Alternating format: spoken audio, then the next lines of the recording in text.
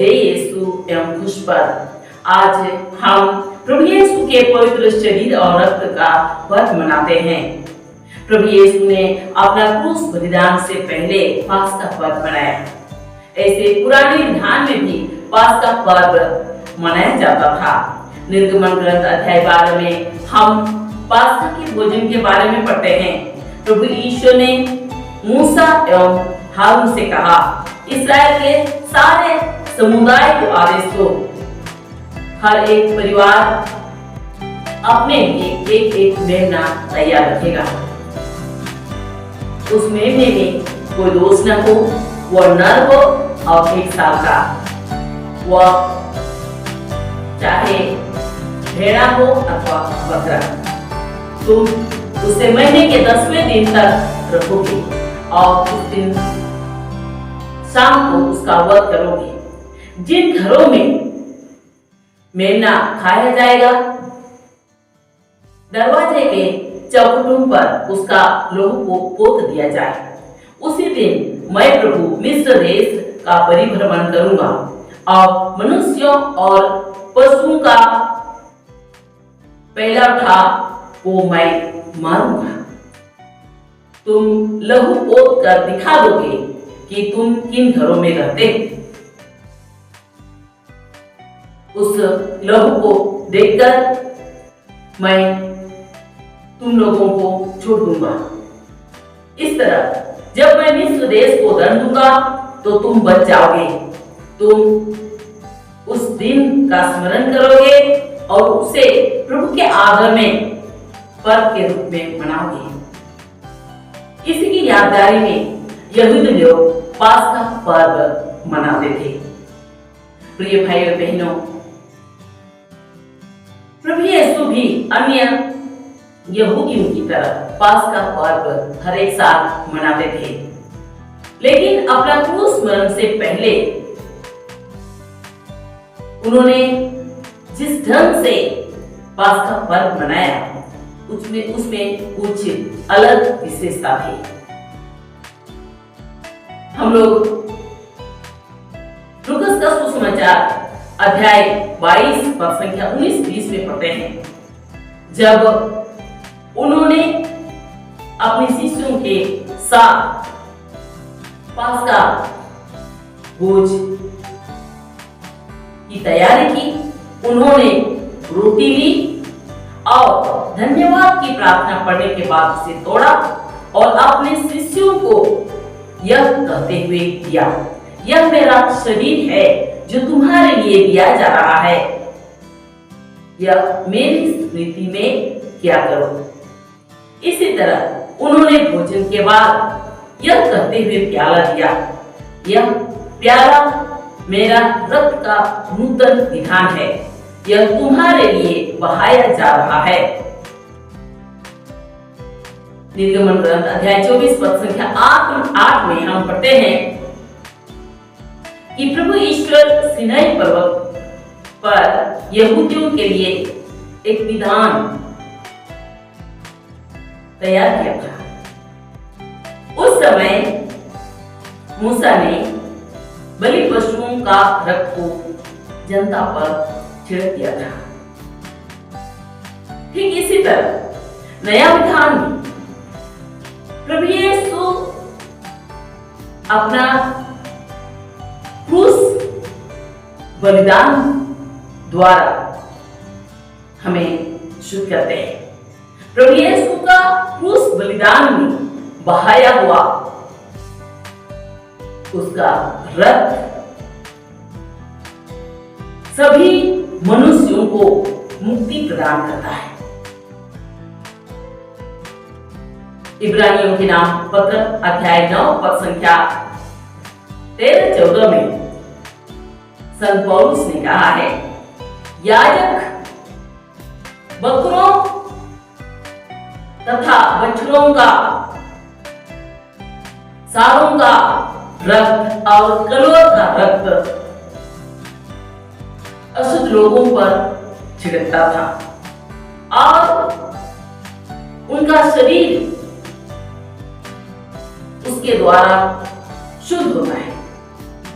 यदि इसमें शुद्ध करने की शक्ति है तो प्रभु यीशु मसीह का रक्त, जिसे उन्होंने निर्दोष बलि के रूप में ईश्वर को अर्पित किया, हमारे अंतःकरण को पापों से क्यों शुद्ध नहीं करेगा और हमें जीवंत ईश्वर के सेवा के योग्य नहीं बनाएगा।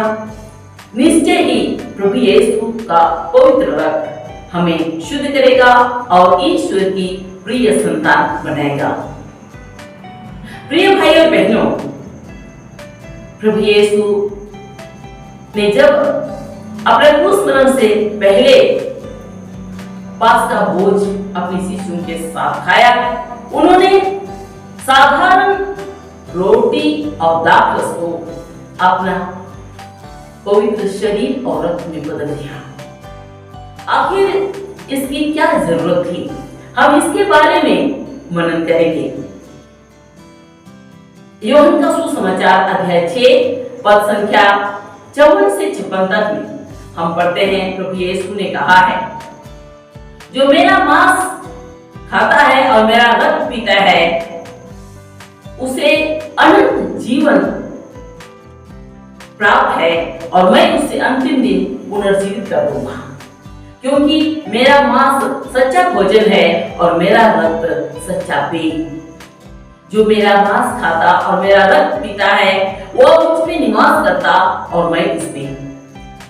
प्रिय भाई और बहनों, जब प्रभु यीशु अपने पवित्र शरीर और रक्त के बारे में शिक्षा दे रहे थे, जब वे बोल रहे थे कि जो मेरा मांस खाता है और मेरा रक्त पीता है उसे अनंत जीवन प्राप्त है, यह शिक्षा उनके शिष्यों को समझ में नहीं आया। जो उनके पीछे चलते थे, भारी संख्या में लोग उनके पीछे चलते थे, उनको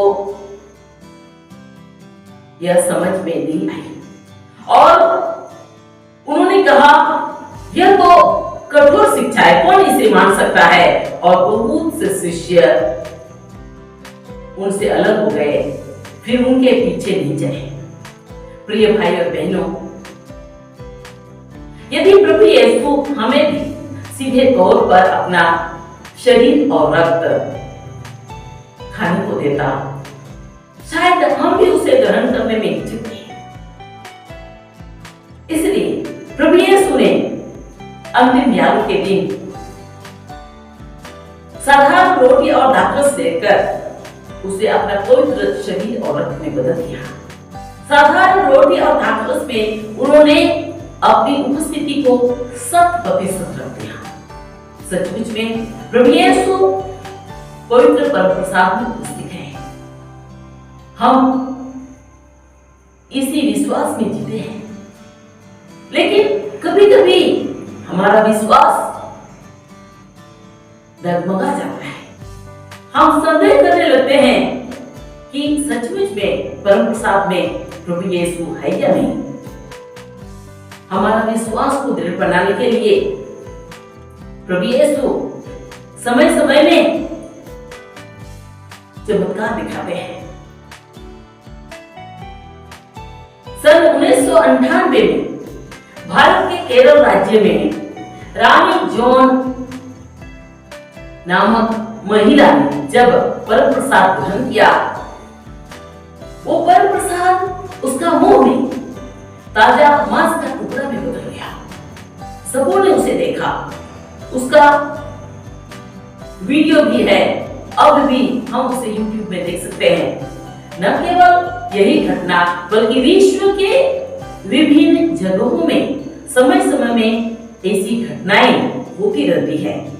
प्रभु यीशु प्रमाण देना चाहते हैं कि सचमुच परम प्रसाद में प्रभु यीशु उपस्थित है, उसमें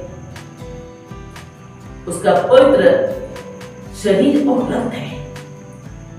प्रभु यीशु हमें प्रमाण देते हैं, हमें इसी विश्वास के साथ उसे ग्रहण करना है। पूरा विश्वास के साथ, भक्ति के साथ हम उसे ग्रहण करें। केवल विश्वास और भक्ति के साथ ही नहीं, बल्कि हम उसे शुद्ध हृदय में ग्रहण करें। जब कोई बड़ा मेहमान हमारे घर में आते हैं, हम हर सब कोशिश करते हैं साफ सुथरा जगह में उसे बैठाने के लिए। प्रभु यीशु तो सबसे बड़ा मेहमान है, वो तो हमारा प्रभु है, वो तो हमारा ईश्वर है। तो हम अपने अशुद्ध हृदय में, पापमय जीवन में उसे क्यों स्वीकार करें? हम अपना शुद्ध हृदय में उसे ग्रहण करें। कुरिन्थियों के नाम संत पौलुस का पहला पत्र अध्याय 11 पद संख्या 27 से 30 तक में संत पौलुस ने कहा है, जो अयोग्य रीति से वह रोटी खाता और प्रभु का प्याला पीता है, वह प्रभु के शरीर और रक्त के विरुद्ध में अपराध करता है। इसलिए अपने अंतःकरण की जांच करने के बाद ही मनुष्य वह रोटी खाए और वह प्याला पिए। जो प्रभु के शरीर और रक्त को पहचाने बिना खाता और पीता है, वह अपना ही दंडा क्या खाता और पीता है। यही कारण है कि आप लोगों में से बहुत लोग रोगी और दुर्बल हैं और कुछ लोग मर गए हैं। प्रिय भाई और बहनों, यदि हम पाप की दशा में परम प्रसाद ग्रहण करेंगे तो हमें नुकसान ही नुकसान है। जो रोगी हैं, पाप की दशा में उसे ग्रहण करेंगे, उसकी बीमारी और बढ़ेगी। जो लोग पाप में जीवन जीते हैं, बुराई पर बुराई करते जाते हैं और ऐसी हालत में पाप की दशा में बिना पश्चाताप करके परम प्रसाद ग्रहण करते हैं, वे पाप रूपी दलदल में और धंसते जाएंगे और पाप में जीवन जिएंगे। इसलिए हमारे लिए बहुत जरूरी है कि हम ऐसे परिस्थिति से ऊपर उठे। यूहन्ना का सुसमाचार अध्याय 13 पद संख्या 27 में हम पढ़ते हैं यूदस इस्करियोती के बारे में। उसमें लिखा है, यूदस ने उसे ले लिया और शैतान उसमें घुस गया। प्रभु यीशु ने अंतिम दिनों के समय में पवित्र रोटी को, परम प्रसाद को अपने शिष्यों को दिया। सभी शिष्यों ने उसे ग्रहण किया, उन्हें कुछ नहीं हुआ, उनके लिए अच्छा ही था। लेकिन यूदस के बारे में लिखा है कि उसे ग्रहण करने पर शैतान घुस गया। आखिर शैतान कहाँ था? निश्चय ही परम प्रसाद में शैतान नहीं था, क्योंकि दूसरों को कुछ नुकसान नहीं हुआ, यूदस को ही केवल नुकसान हुआ। शैतान उसमें काम करने लगा। इसका कारण है यूदस के मन में शैतान था, उनमें शैतानी सोच था, शैतानी योजना थी। इसलिए शैतान उसमें ज्यादा एक्टिव हो गया और कार्य करने लगा। और वो यूदस जल्दी से बाहर निकलकर महायाजकों के साथ फाइनल बातचीत किया, यीशु को पकड़वाने का बातचीत किया और चांदी के 30 सिक्के में उन्होंने प्रभु यीशु को पकड़वा दिया। और अंत में क्या हुआ? उसने फांसी लगाकर अपने को खत्म कर दिया। पापमय दशा में प्रभु यीशु को ग्रहण करने में कोई भलाई नहीं है, नुकसान ही नुकसान है।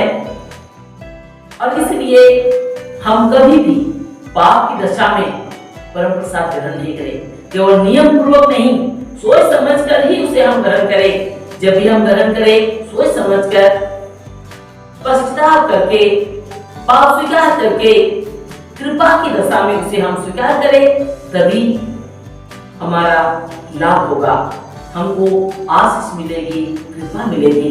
इसलिए हम उसके लिए तैयार रहें और उसके लिए हम प्रभु से कृपा मांगे। आइए हम इसके लिए प्रभु से प्रार्थना करें। हे प्रभु यीशु, तूने अपना क्रूस बलिदान से पहले परम प्रसाद की स्थापना की। अपना पवित्र लहू, अपना पवित्र शरीर और रक्त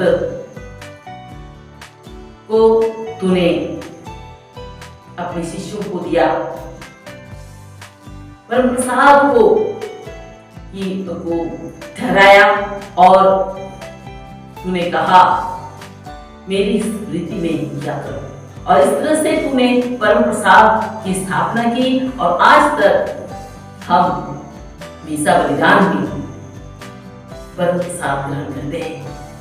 हे प्रभु यीशु, हम प्रार्थना करते हैं हमारा विश्वास को बढ़ा दे, परम प्रसाद में तेरी उपस्थिति को हम अनुभव कर सके और हमें कृपा दे ताकि हम योग्य रीति से परम प्रसाद ग्रहण करें और इस तरह से हम और ज्यादा प्यार हम तुझे दे सके।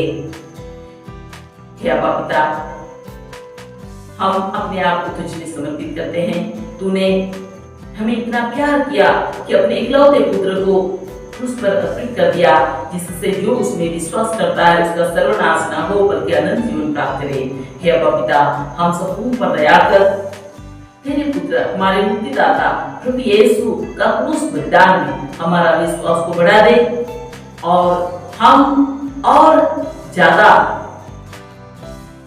हम उसे प्यार कर सके, उनमें विश्वास कर सके और उनके प्रेम में हम निरंतर आगे बढ़ते जाएं। हे अब्बा पिता, ये प्रार्थना तुझे चढ़ाते हैं जिन्हें हमारे प्रभु यीशु क्रिस्त के द्वारा, आमीन।